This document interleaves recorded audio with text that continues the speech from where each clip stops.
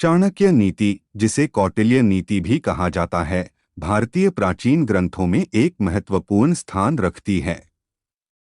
इसमें जीवन के विभिन्न पहलुओं पर गहराई से विचार किया गया है और यह नीति, राजनीति और समाजशास्त्र के संदर्भ में अत्यंत प्रभावशाली है।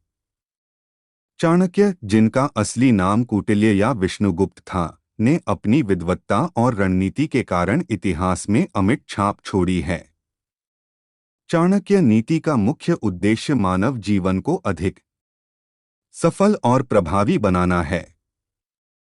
इसमें जीवन के विविध पहलुओं पर सलाह और नीतिविधि प्रदान की गई है, जिनमें विशेष रूप से विज्ञान और ज्ञान की प्राप्ति की प्रक्रिया पर ध्यान केंद्रित किया गया है।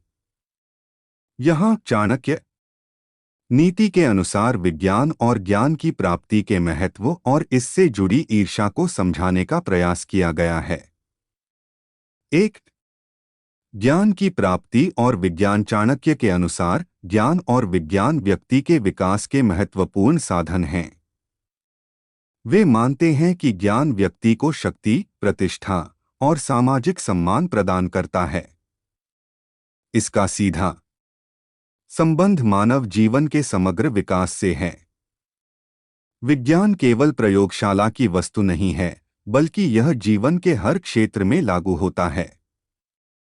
एक ज्ञान का महत्व। चाणक्य नीति में स्पष्ट रूप से कहा गया है कि अविद्या परमा सुखम, यानी अज्ञान ही सबसे बड़ा दुख है।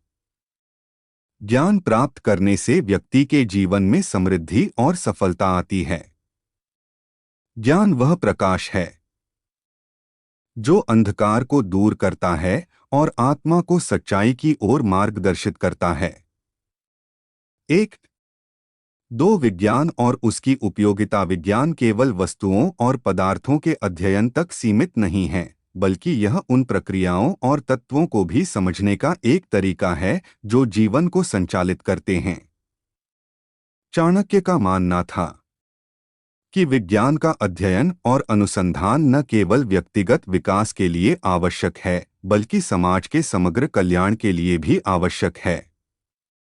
2, ईर्ष्या और उसकी भावना। चाणक्य नीति में ईर्ष्या या द्वेष के महत्व को समझाया गया है।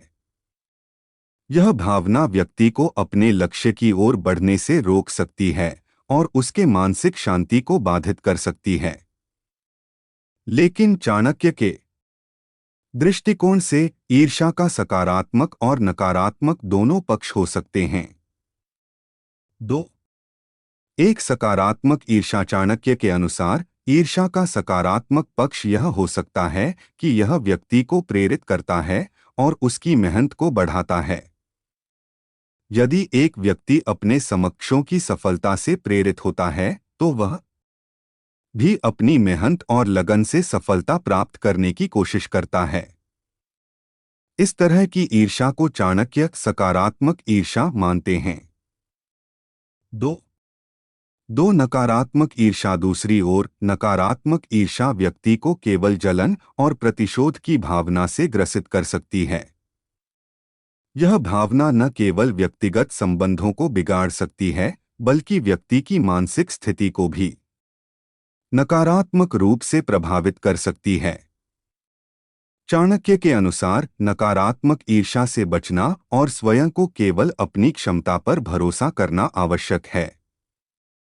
3, ईर्ष्या और ज्ञान का संबंध। चाणक्य नीति में यह भी बताया गया है कि ज्ञान प्राप्त करने की प्रक्रिया में ईर्ष्या एक बाधा हो सकती है। जब व्यक्ति ज्ञान प्राप्त करने की कोशिश करता है, तो उसे चाहिए कि वह अपने मन में किसी भी प्रकार की ईर्ष्या या द्वेष को स्थान न दे।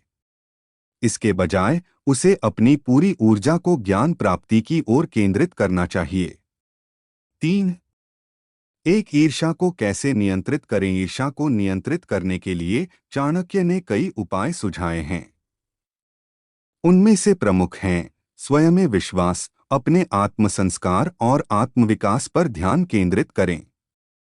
जब आप अपने उद्देश्यों में विश्वास रखते हैं, तो ईर्ष्या की भावना स्वतः कम हो जाती है। सकारात्मक दृष्टिकोण दूसरों की सफलता को अपनी प्रेरणा माने और इसे अपने विकास के लिए एक अवसर समझें। ध्यान और साधना मानसिक शांति के लिए ध्यान और साधना का अभ्यास करें।